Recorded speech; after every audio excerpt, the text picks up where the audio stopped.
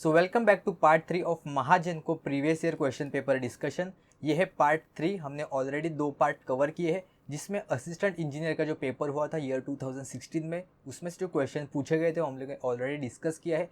तो remaining question हम आज के लेक्चर में डिस्कस करेंगे। तो चलिए स्टार्ट करते हैं फिर आज का लेक्चर।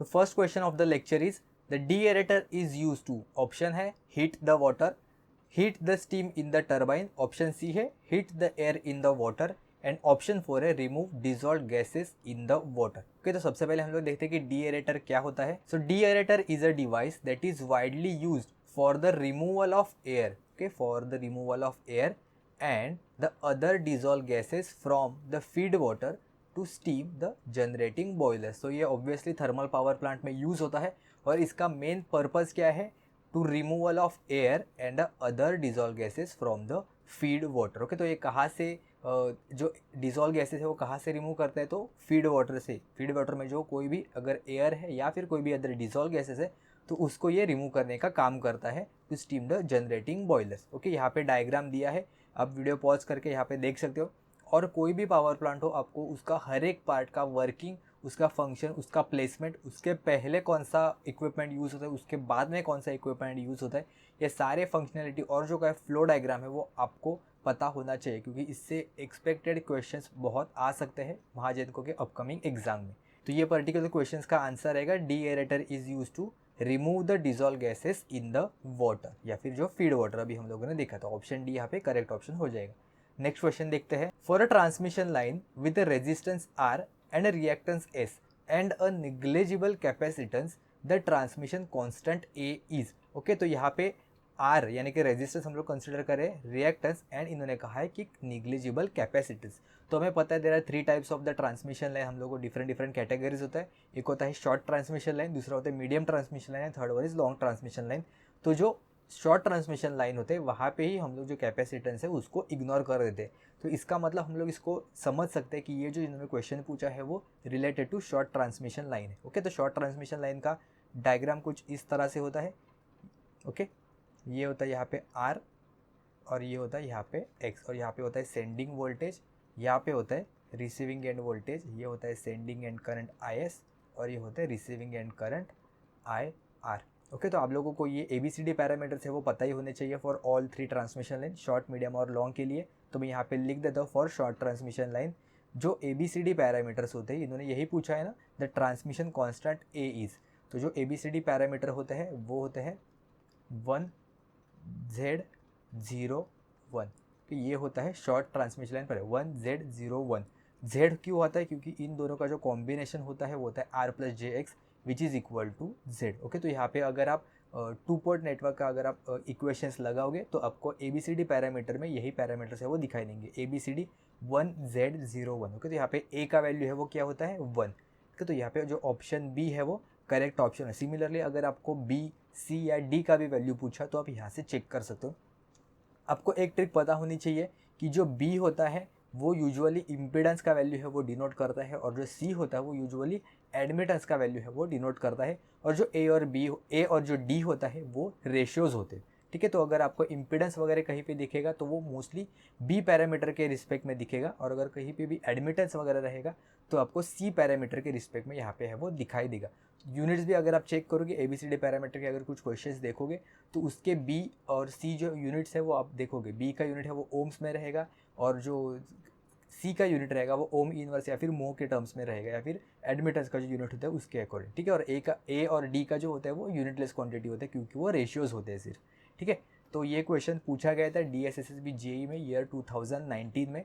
तो देखो पुराने जो क्वेश्चन है वो अभी भी रिसेंट ट्रेंड में अभी भी चलते हैं, तो आपको समझ में आ जाएगा कि ये जो क्वेश्चन है वो अभी भी रिसेंट ट्रेंड में चल रहा है।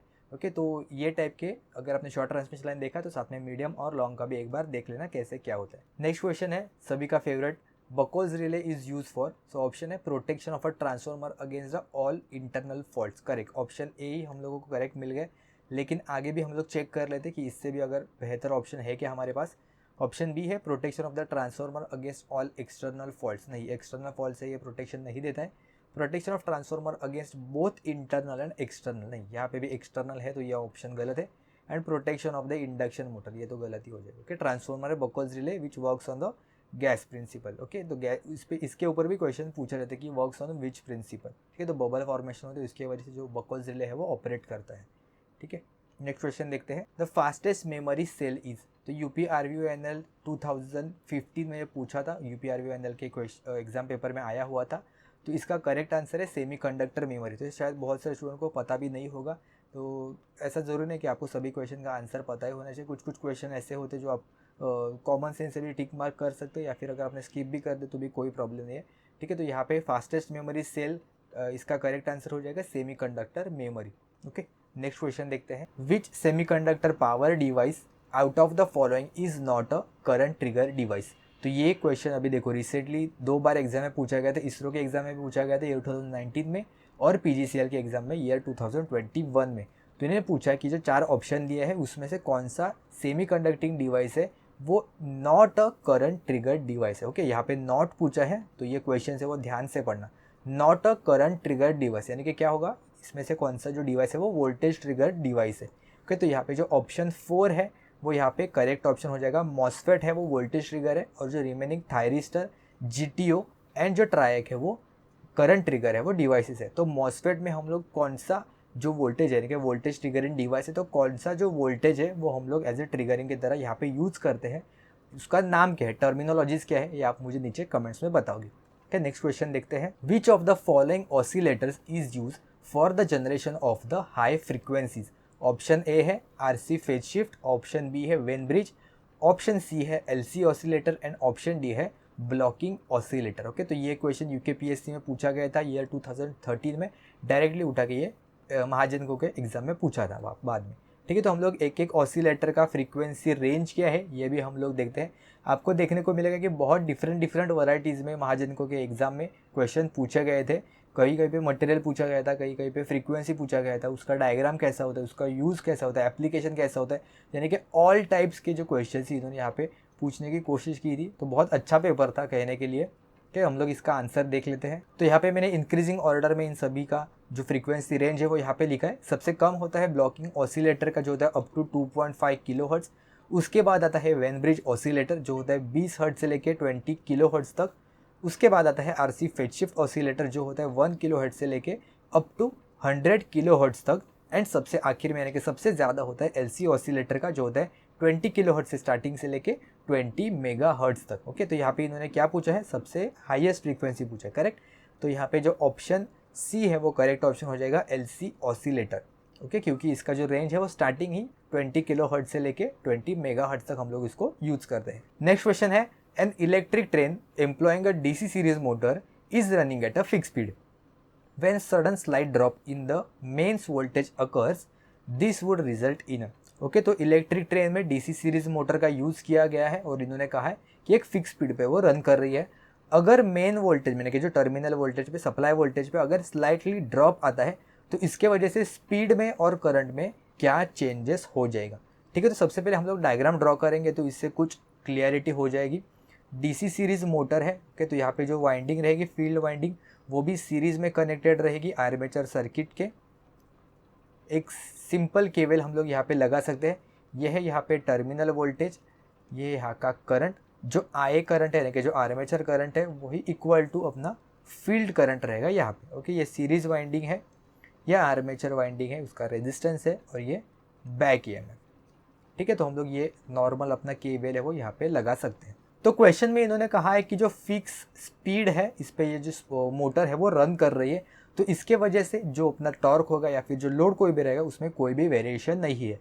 तो अगर हम लोगों ने वीटी का वैल्यू चेंज किया तो normal according to the KVL अगर वीटी का वैल्यू अगर हमने चेंज कर दिया, इनपुट का वैल्यू चेंज कर दिया और रेजिस्टेंस तो दोनों फिक्स है और यहाँ पे लोड भी हम लोगों ने कोई भी चेंज नहीं किया है, फिक्स स्पीड पे रन कर रही है, तो इसकी वजह से अगर वोल्टेज यानी कि वीटी का वैल्यू अगर हमने कम कर दिया तो उसकी वजह से जो आई का वैल्यू है वो कम हो जाएगा और आई और आई एफ दोनों सेम है, तो इसकी वजह से फील्ड करंट और आर्मेचर करंट दोनों का वैल्यू है वो कम हो जाएगा। तो हमें एक तो आंसर मिल गया कि drop in the current. Okay, तो यहाँ पे शायद एक ही ऑप्शन में दिया है ड्रॉप इन द करंट, ये तो करेक्ट बात है। लेकिन उसके साथ साथ हम लोग देखते हैं कि राइज इन द स्पीड, ये भी करेक्ट है कि नहीं है। राइज इन द स्पीड कैसे होगा, अगर IF का वैल्यू कम हुआ, IF का वैल्यू फील्ड का वैल्यू कम हुआ, तो इसका मतलब है जो फील्ड फ्लक्स का वैल्यू है उसका भी वैल्यू कम हो जाएगा।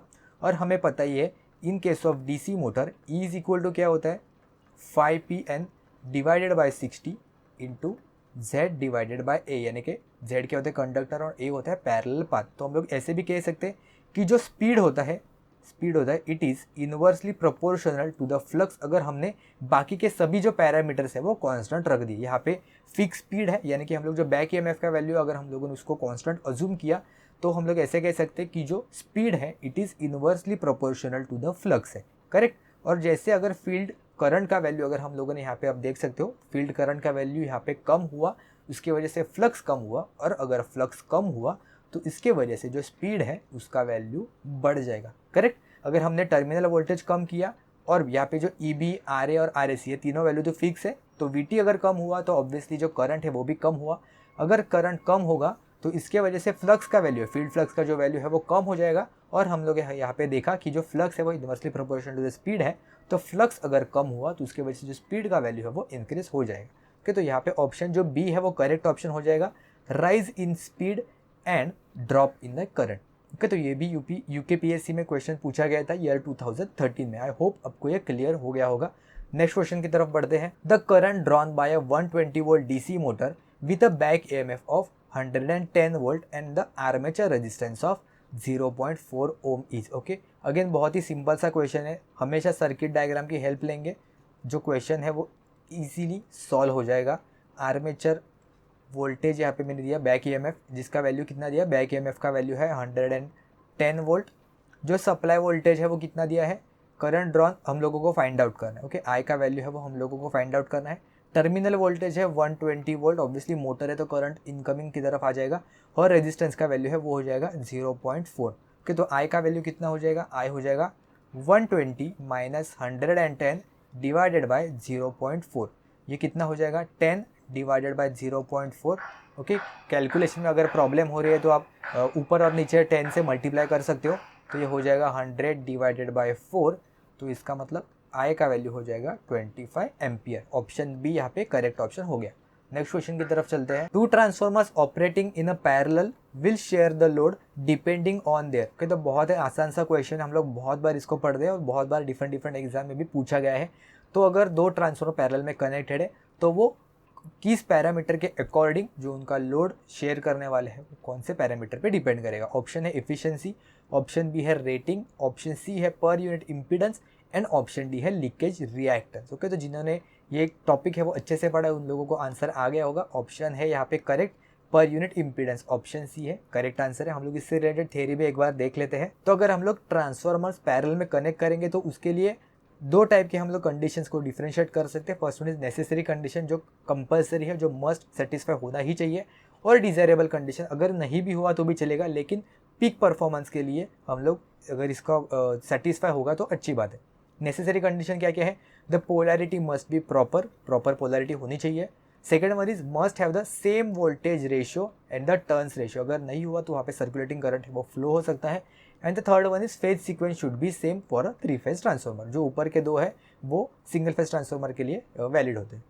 डिजायरेबल कंडीशन क्या है, यानी कि अगर हुआ तो अच्छी बात है, नहीं हुआ तो भी कोई प्रॉब्लम नहीं है। तो यहाँ पे क्या दिया है इन्होंने, the transformer leakage impedance should be equal to their KVA rating. इसका मतलब क्या है, the transformer having the high impedance value will share the low amount of load KVA compare to the other transformer connected in parallel.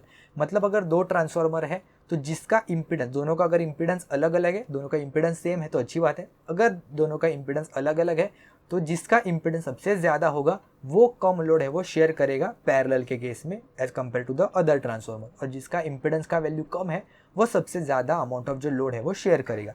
यहाँ पे second line में क्या लिखा है, in other words we can say that the transformer per unit leakage impedance based on their own KVA rating should be equal. Per unit leakage impedance of the transformer should be equal based on their own KVA rating.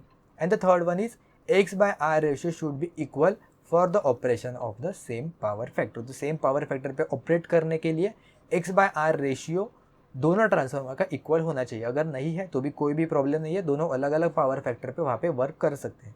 ठीक है, next question पे चलते हैं। The following type of a DC generator is the most suitable booster.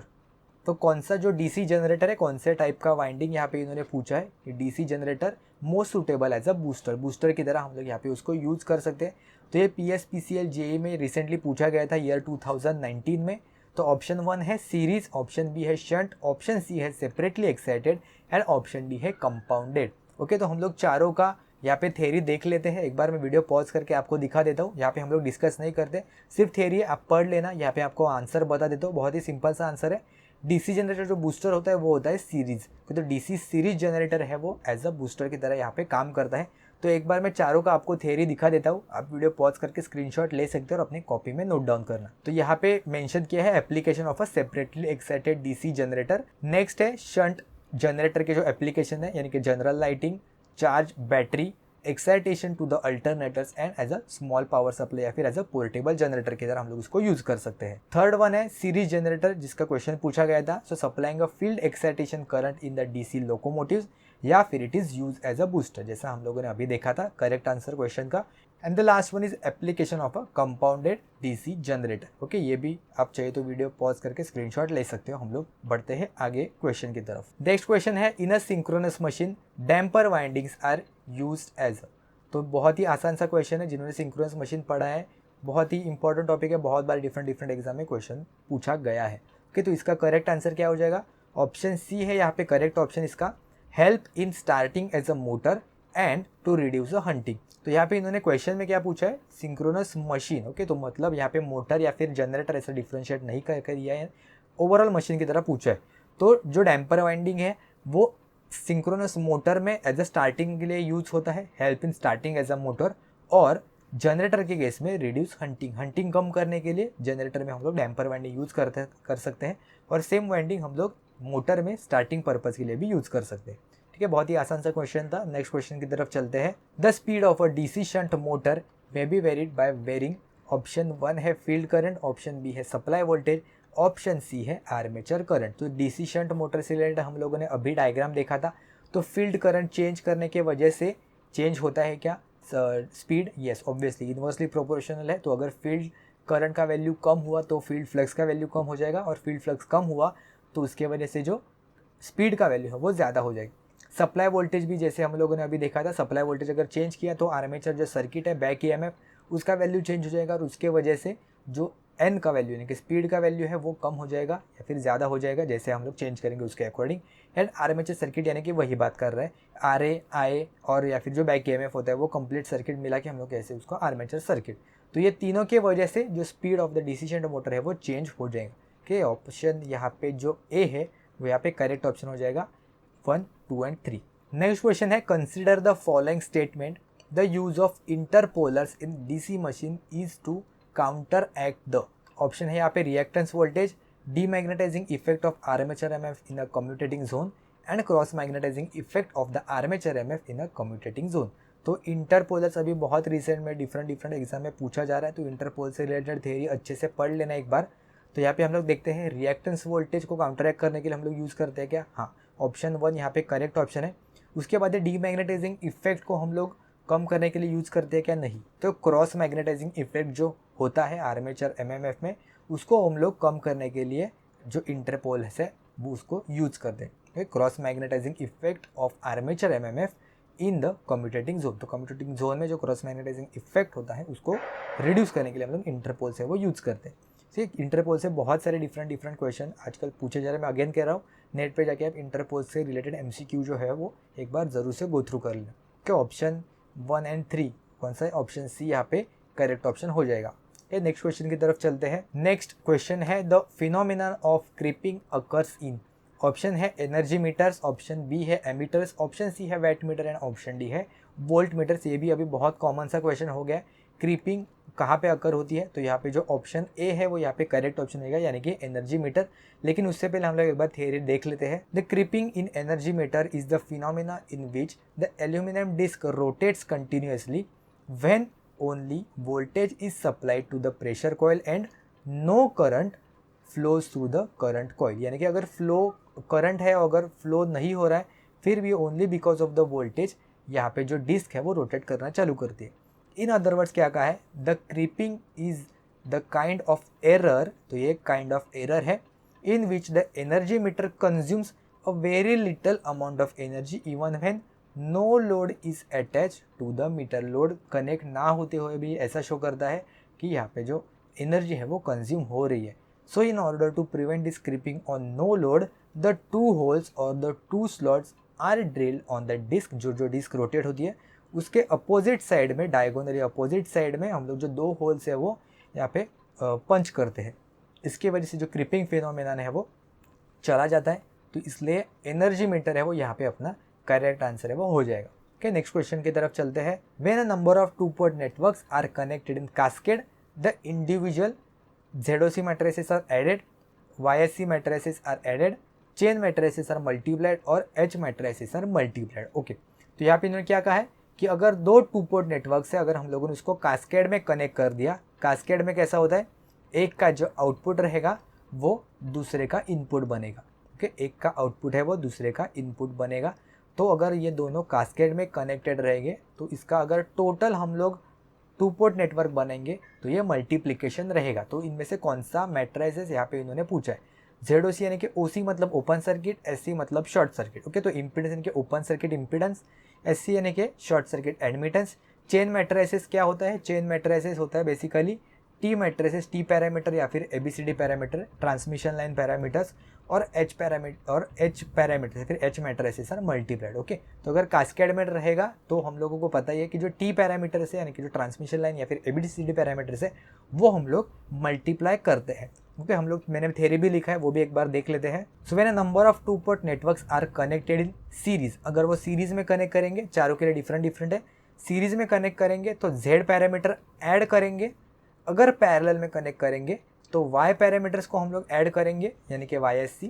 Okay, उसके बाद है cascade में, तो कास्केड में जैसा क्वेश्चन में इन्होंने पूछा है ABCD पैरामीटर या फिर T पैरामीटर या फिर चेन पैरामीटर को हम लोग मल्टीप्लाई करेंगे, एंड अगर सीरीज और पैरेलल में कनेक्टेड रहेगा तो H पैरामीटर के हाइब्रिड पैरामीटर्स को हम लोग ऐड करेंगे। ओके, तो यहाँ पे मैंने एक मार्क करके भी लिखा है कि मल्टीप्लाइड, बाकी अगर आप 3 ऑप्शन देखोगे तो यहाँ पे एडेड होगा।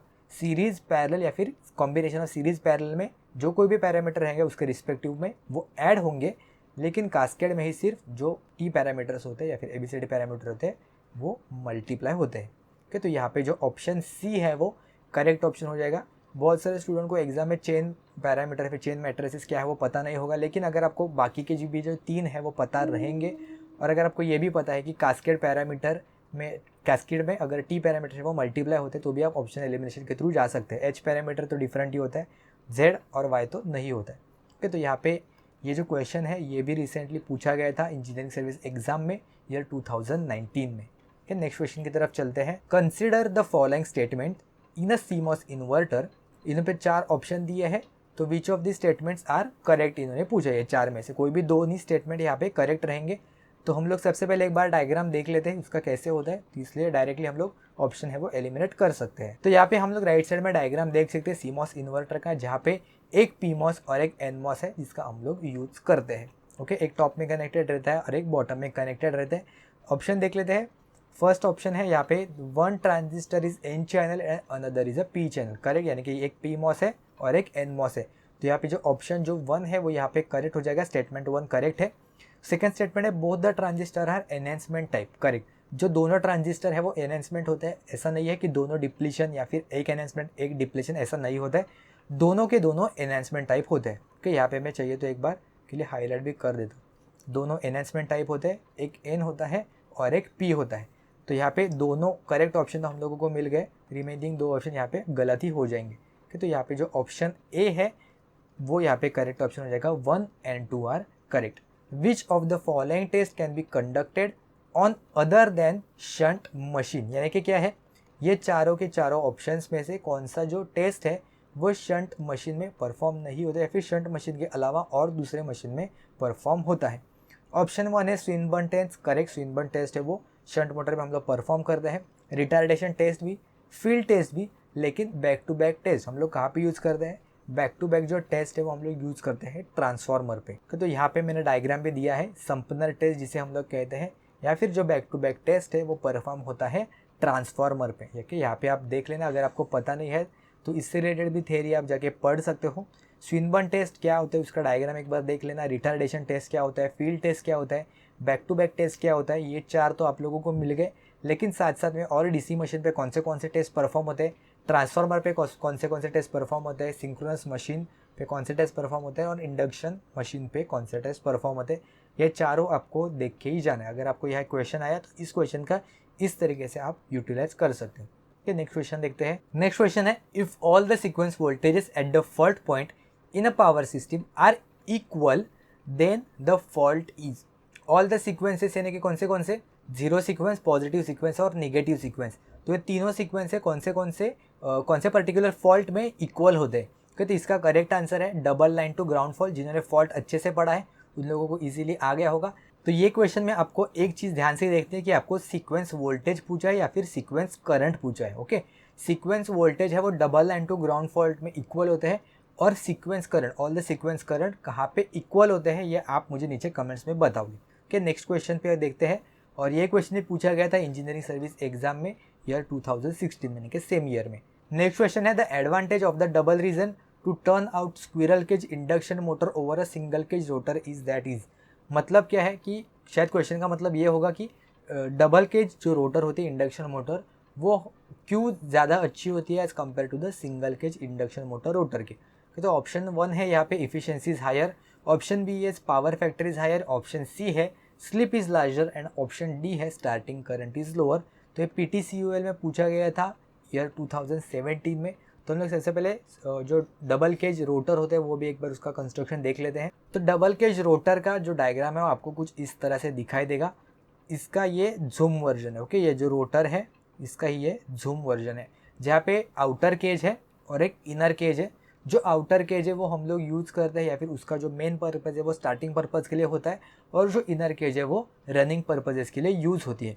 जिसमें से जो आउटर केज होती है उसका जो रेजिस्टेंस है वो बहुत ज़्यादा होता है as compare to the 5 to 6 times of the inner resistance, यानी कि इनर केज का रेजिस्टेंस।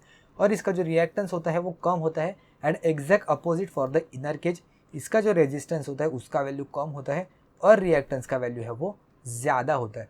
ओके, तो जैसे यहाँ पे लिखा है कि आउटर केज वो स्टार्टिंग के लिए यूज़ होती है और स्टार्टिंग के केस में यहाँ पे स्टार्टिंग केज में यहाँ पे रेजिस्टेंस का वैल्यू है वो ज़्यादा है। तो रेजिस्टेंस का वैल्यू ज़्यादा होने की वजह से हम लोग ऐसे कह सकते हैं कि जो स्टार्टिंग करंट है, स्टार्टिंग में जिसका करंट है वो कम रहेगा और टॉर्क हम लोगों को पता है it is proportional to the resistance.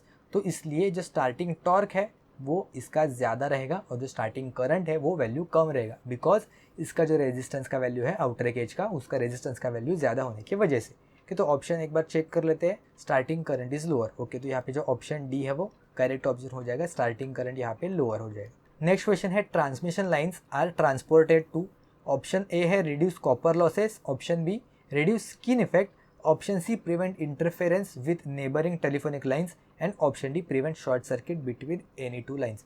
बहुत ही आसान सा क्वेश्चन है, सभी को आंसर आ गया होगा अभी तक। Prevent the interference with the neighbouring telephonic line कि ये सेम क्वेश्चन अभी रिसेंटली पूछा गया था ईयर 2019 में SSC JEE के एग्जाम में। SSC JEE का क्वेश्चन भी आप जरूर से प्रैक्टिस करके जाना। नेक्स्ट क्वेश्चन है, the dummy coils in a DC machine are useful to. ये भी बहुत अभी फेवरेट टॉपिक हो गया है। तो डमी कॉइल्स क्या होता है, डमी कॉइल्स में हम लोग कोई भी इलेक्ट्रिकल जो कनेक्शन है या फिर इलेक्ट्रिकल वायरिंग है वो नहीं करते हैं वहाँ पे, सिर्फ एज अ डमी, नाम में ही दिया है सिर्फ dummy coil as a use होता है यहाँ पे। तो क्यों यूज़ होता है, इंक्रीज द इफिशियंसी नहीं होगा क्योंकि इलेक्ट्रिकल कनेक्शन ही नहीं है, इम्प्रूव द कम्यूटेशन ये भी नहीं होगा, reduce the cost of the machine, कैसे अगर कॉइल बढ़ा दिया हम लोगों ने एडिशनल कॉइल डाला है तो कॉस्ट ऑफ द मशीन कैसे कम होगा, नहीं, ये भी ऑप्शन गलत है। तो बचा कौन सा, option 4, maintain the mechanical balance of the machine. Correct यही है कि जो डमी कॉइल्स होती है जो एम्प्टी स्लॉट्स होते हैं वहाँ पे हम लोग फिल कर दे, जिसके वजह से एक अच्छा मैकेनिकल बैलेंस है वो प्रोवाइड होता है कंप्लीट मशीन के लिए। कि ये भी क्वेश्चन अभी रिसेंटली 2 बार पूछा गया था ईयर 2018 में SSC JEE में और DFCCIL के एग्जाम में। तो यहाँ पे हमारा पार्ट 3 है previous year question paper of Mahajan को AE एग्जाम यहाँ पे ख़त्म हो चुका है। जैसे आप देख सकते हो डिफरेंट एग्जाम के क्वेश्चन एज इट इज़ उठाए या फिर यही एग्जाम के क्वेश्चन है वो आने वाले यानी कि 2018, 19, 21 में भी यूज़ किया है। तो आप डिफरेंट एग्जाम के अगर आप प्रैक्टिस करोगे क्वेश्चंस तो शायद उसमें से ही आपको डायरेक्टली मिल जाएगा या फिर सिमिलर उस टॉपिक से मिलता जुलता क्वेश्चन है वो आपको आने वाले एग्जाम में दिखाई दे सकता है। ठीक है, तो अगर आपको कुछ भी डाउट है आप मुझे नीचे कमेंट्स में पूछ सकते हो। नेक्स्ट इसके बाद वीडियो आएगा जेई का, जो 2016 में पेपर हुआ था महाजनको का। ये हम लोगों ने एई के लिए कवर कर दिया, असिस्टेंट इंजीनियर के लिए। जूनियर इंजीनियर का पेपर भी हम लोग नेक्स्ट अभी इसके बाद जो आने वाली वीडियो में कवर करेंगे पार्ट बाय पार्ट। तो अगर आपको कुछ भी डाउट है आप मुझे नीचे कमेंट्स में पूछ सकते हो, या फिर टेलीग्राम पे ग्रुप पे मैसेज कर देना, या फिर पर्सनली भी मैसेज कर सकते हो। वीडियो अगर हेल्पफुल लगा हो तो लाइक कर देना, और अपकमिंग आने वाले वीडियो आपको ईजिली मिलने के लिए चैनल को सब्सक्राइब कर देना। ठीक है, तो हम लोग मिलते हैं नेक्स्ट वीडियो में महाजनको जेई पेपर के साथ।